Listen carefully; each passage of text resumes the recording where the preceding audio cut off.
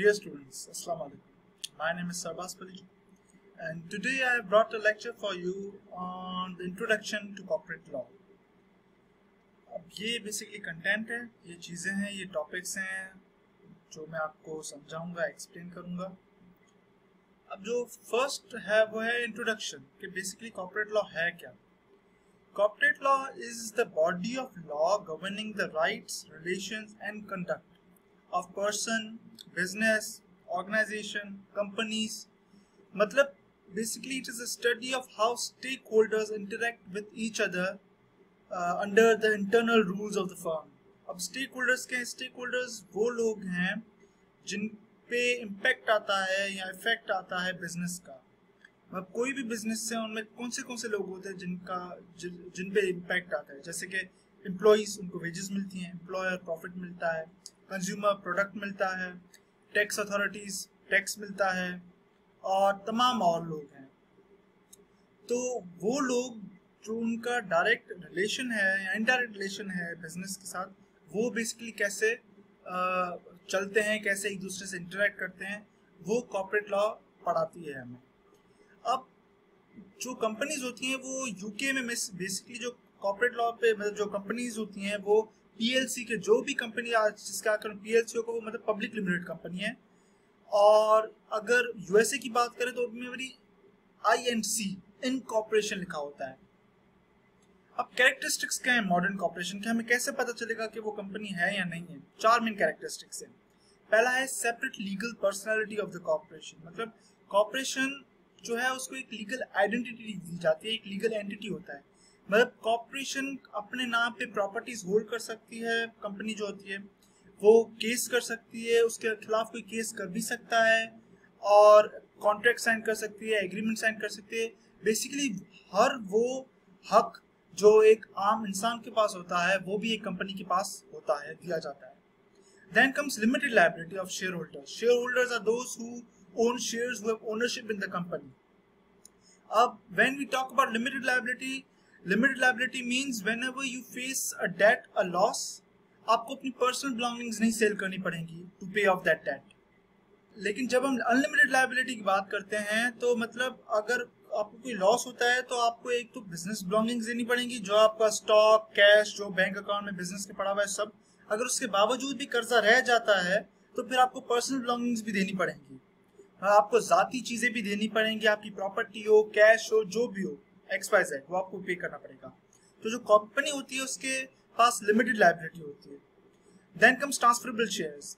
इसका मतलब है कि जो कंपनी है वो उसके अंदर जो शेयर होल्डर्स होते हैं, जो ओनर्स होते हैं, वो अपने शेयर्स, अपनी ओनरशिप इजीली ट्रांसफर कर सकते हैं विद प्रॉपर प्रोसीजर. मतलब अप्रूवल की रिक्वायरमेंट नहीं होती. अगर पार्टनरशिप की बात करें तो अगर एक बंदा दो लोग पार्टनर है, एक छोड़ना चाहता है तो जो दूसरा पार्टनर आएगा उसको कंसेंट चाहिए होगा पार्टनर पहले वाले से कि वो आ सकता है या नहीं. लेकिन कंपनी में ऐसी कोई शरायत नहीं होती, कोई भी आ सकता है. जिसको भी अगर आप शेयर सेल करना चाहेंगे वो कर सकता है, फ्री बिल है. फिर आती है डेलीगेटेड मैनेजमेंट. कंपनी जो है वो बेसिकली जो शेयर होल्डर्स होते हैं वो एक मैनेजमेंट हायर करते हैं, वोट करते हैं, जिनको हम कहते हैं बोर्ड ऑफ डायरेक्टर्स. वो बोर्ड ऑफ डायरेक्टर्स उसमें कुछ हो सकते हैं जो शेयर होल्डर्स हों, वो जो होते हैं 10, 7, 12, वो सब शेयर होल्डर्स होते हैं, वो मिलके चलाते हैं. जो मिसाल कंपनी के अंदर जो शेयर होल्डर्स हैं वो तमाम बहुत सारे लोग हैं, 100, 200, 300. अब सब तो नहीं आ सकते चलाने के लिए, तो वो 200, 300 जो लोग होते हैं जो शेयर्स होल्ड करते हैं वो वोटिंग करते हैं और फिर उसके हिसाब से वो एक बोर्ड ऑफ डायरेक्टर्स को सेलेक्ट करते हैं जो कंपनी को रन करता है, उसके अफेयर्स को चलाता है. उसके बाद हम आते हैं हिस्ट्री पे कि कॉर्पोरेट लॉ की हिस्ट्री क्या है, बेसिकली वो उसकी ओरिजिन क्या है. अब हुआ कुछ यूं कि अभी जो हमारे पास कॉर्पोरेट लॉ है उसकी अगर हम बात करें तो हमारे पास कंपनी ऑर्डिनेंस ऑफ 1984 फॉलो हो रहा था. उसके बाद रिसेंटली कंपनीज एक्ट 2017 जो पार्लियामेंट में पास किया गया था, अब वो चल रहा है हमारे पास, वो फॉलो होता है बेसिकली. लेकिन अब हम पीछे जाते हैं तो अगर हम पीछे जाएंगे तो British passed Companies Act in 1908 which introduced several important provisions relating to companies administration. And after 5 years, in 1913, it was later passed as Companies Act of 1913 in British India. अब जो हमारे पास when we got our independence in 1947, we did not have a particular corporate laws or corporate rules to follow. So what we did was we adopted the Companies Act of 1930. जैसे constitution नहीं था, हमने government of India act 1935 adopt किया था. तो when we did not have a corporate law, we adopted Companies Act of 1930. And then in 1959, Company Law Commission was set up to make laws in accordance with modern times. And its report was later on published in 1960. फिर उसके बाद क्या हुआ, जो 1913 वाला जो act था वो रिप्लेस किया गया था विद कंपनीज ऑर्डिनेंस ऑफ 1984. फिर उसके बाद 2002 में जनरल मुशर्रफ के दौरान there were certain major amendments which were incorporated through changes in corporate legislation. मतलब कुछ amendments थी, वो changes थी, कुछ वो हो गई थी. And then later on, the Security Exchange Commission of Pakistan took up the challenge, and on November 11th of 2016, Companies Ordinance 2016 was promulgated. But however, it was soon struck down by the upper house of the parliament, which means Senate ने उसको approve नहीं किया था. Senate ने उसको approve जब नहीं किया तो फिर 2017 में उस सेम ऑर्डिनेंस 2016 वाले ने it survived as the companies act of 2017 with certain changes which were later on approved by both houses of parliament, upper and lower. मतलब पार्लियामेंट में दोनों हाउसेस ने 2017 कंपनीज एक्ट को अप्रूव कर दिया. अभी हमारे पास 2017 वाला कंपनीज एक्ट फॉलो किया जाता है. उसके बाद हम आते हैं डेफिनेशन ऑफ अ कंपनी. अब कंपनी होती क्या है? अगर हम हिस्टोरिकल डेफिनेशन पे जाएं तो company is basically derived from a Latin word which is divided into two parts, com, COM, and panis, PANIS. Com means together, panis means bread. अब हुआ यूं करता था कि पुराने ज़माने में लोग डिनर पे, लंचेस में साथ बैठ के खाना खाते थे. तो जब वो साथ बैठते थे तो उसको हम एसोसिएशन ऑफ पर्सन कहते थे, और तब वो अपने बिजनेसेस की, इन चीज़ों की बातचीत करते थे. तो वहाँ से बेसिकली वर्ड ड्राइव हुआ है कंपनी. अब अगर हम लीगल डेफिनेशन की बात करें तो सेक्शन 2 क्लॉज 17 के accordingly of companies act of 2017, company is a corporation which means it's an artificial person created by law. अब आर्टिफिशियल पर्सन और नेचुरल पर्सन दो लोग होते हैं, दो चीज़ें होती हैं. नेचुरल पर्सन वो जो हम हैं, आर्टिफिशियल पर्सन वो जिसको सिर्फ एक लीगल राइट है, लीगल लॉज के थ्रू उसको लीगल एग्जिस्टेंस प्रोवाइड की गई है. तो company is basically legal person. जैसे मैंने आपको पहले बताया था कि कंपनी के पास हर वो हक हैं, हर वो राइट्स हैं जो एक आम इंसान के पास होते हैं. प्रॉपर्टी होल्ड करने के लिए agreement, contracts, cases, proceedings, etcetera. So a company thus has legal rights and obligations the same way that a natural person does. अब कंपनी की अगर हम बात करें तो कंपनी जो है वो एक शॉर्टर टर्म है. उस पर बेसिकली कंपनीज एक्ट, उसकी सर्कुलर नोटिफिकेशंस, लॉज, रूल्स वो आते हैं. लेकिन अगर हम कॉर्पोरेट लॉ की बात करें तो वो एक वाइडर टर्म है. कॉर्पोरेट लॉ के अंदर क्या आता है? कॉर्पोरेट लॉ के अंदर कंपनीज एक्ट भी आता है, SECP के लॉज भी आते हैं. SECP मतलब security exchange commission of Pakistan, insurance laws, economic laws. मतलब कॉर्पोरेट लॉ एक बड़ा टर्म है और कंपनी लॉ कॉर्पोरेट लॉ का हिस्सा, एक पार्ट है उसका. और कॉर्पोरेट लॉ के अंदर बहुत सारी चीजें आती हैं. फिर हम चलते हैं कंपनी और पार्टनरशिप के कंपैरिजन पे कि बेसिकली क्या चीजें हैं, क्या लॉज हैं, क्या रूल्स हैं जिनके बेसिस पे इन दोनों को हम कर सकते हैं अलग अलग. पहला है एज टू लेजिस्लेशन. पार्टनरशिप जो है वो पार्टनरशिप एक्ट 1932 के अकॉर्डिंगली रेगुलेट किया जाता है.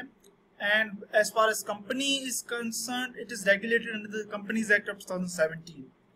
And when it comes to legal entity, partnership has no legal entity but company has a separate legal entity. मतलब पार्टनरशिप के बेसिस पे आप प्रॉपर्टी ओन नहीं कर सकते, केसेस नहीं कर सकते, लेकिन एज अ कंपनी आप कर सकते हो. As to creation, partnership is created by a simple agreement, a simple partnership deed. Varies as far as company is concerned. There are proper procedures, there are proper laws, there are proper formalities to be observed in order to create a company. And then comes as to transfer of share. जैसे मैंने आपको पहले बताया था, ownership जो है वो company में इजीली ट्रांसफर आप कर सकते हो. आपको शेयर जिसको भी आप सेल करना चाहो कर सकते हो. लेकिन पार्टनरशिप ऐसे नहीं है. पार्टनरशिप में आपको दो पार्टनर हैं, partner A and B. B अगर सेल करना चाहता है तो उसको पार्टनर सी को अगर सब्स्टिट्यूट करना है तो पार्टनर ए की अप्रूवल जरूरी है, उसके बाद ही पार्टनर सी आ सकता है। फिर age of members in partnership minimum 2 members, 2 partners and maximum 20 partners are allowed. Varies as far as company is concerned, minimum 2 और मैक्सिमम जितने आप शेयर्स इशू करोगे मार्केट में, जितनी कंपनी शेयर्स इशू कर सकती है उतने आप मेंबर्स पार्टनर्स जो हैं कंपनी के अंदर वो आप बढ़ा सकते हो। फिर आती है बात लायबिलिटी की। लायबिलिटी ये एक इम्पॉर्टेंट फैक्टर है जिसकी वजह से लोग जो है वो कंपनी को प्रेफर करते हैं। पार्टनरशिप में अनलिमिटेड लायबिलिटी होती है, मतलब पर्सनल बिलोंगिंग्स भी आपको देनी पड़ेंगी अगर आप किसी डेट में आ जाते हो, किसी कर्जे में आ जाते हो। लेकिन कंपनी में ऐसा कुछ भी नहीं है। कंपनी में जो डेट है, जो कर्जा है, सिर्फ तब तक लिमिटेड है जब जितनी आपके पास एक कंपनी की बिलोंगिंग्स है, कंपनी की प्रॉपर्टी है। फिर आती है मैनेजमेंट। पार्टनरशिप में पार्टनर भी मैनेज कर सकता है, लेकिन कंपनी में एक प्रॉपर डेलीगेशन होती है, प्रॉपर बोर्ड ऑफ डायरेक्टर्स होते हैं जो मैनेज करते हैं, और उनको वो जो शेयर होल्डर्स होते हैं वही बोर्ड ऑफ डायरेक्टर्स होते हैं, लेकिन सब तो नहीं कर सकते, तो वो बेसिकली 7, 10, 12 मेंबर्स को इलेक्ट करते हैं, वो चलाते हैं, वोटिंग करते हैं। अगर हम ऑडिटिंग की बात करते हैं तो पार्टनरशिप में कोई भी लॉज नहीं है जिसके accordingly compulsory auditing under partnership firm, लेकिन कंपनी की जब हम बात करते हैं then auditing is compulsory by laws under the company. Distribution of profit. Profit is distributed among the partners according to the ratio defined in the partnership agreement. And when it comes to companies, जिसके जितने shares होंगे, जितनी share holding होगी, उसके हिसाब से उसको उतना ज़्यादा प्रॉफिट मिलेगा। As to contract partnership, separately अपने हिसाब से कोई भी किसी के साथ भी पार्टनर्स जो हैं वो पार्टनरशिप फर्म के साथ कॉन्ट्रैक्ट या एग्रीमेंट नहीं कर सकते, लेकिन शेयर होल्डर्स जो हैं वो अपनी कंपनी के साथ कॉन्ट्रैक्ट या एग्रीमेंट कर सकते हैं।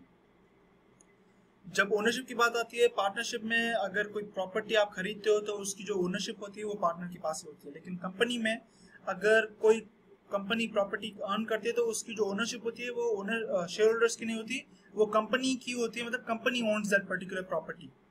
एज टू सक्सेशन, अगर पार्टनरशिप एग्रीमेंट में कोई मर जाता है या कुछ होता है तो इनहेरिटेंस के अकॉर्डिंगली पार्टनरशिप को ज़्यादा थोड़ा कंपैरेटिवली सीरियसली इफेक्टेड हो जाती है। बट कंपनी में share of the companies are easily transferable to their heirs और मेंबर्स, शेयर होल्डर्स इजीली, मतलब heirs होते हैं उनको इजीली ट्रांसफर किया जाता है, तो उसमें कोई कंफ्यूजन या मसले नहीं होते, लेकिन पार्टनरशिप एग्रीमेंट में होते हैं अगर बेसिकली कोई मर जाता है तो। These were the differences between partnership and company. Then comes the types of company. पहला आता है type of company based on the mode of corporation के बना कैसे।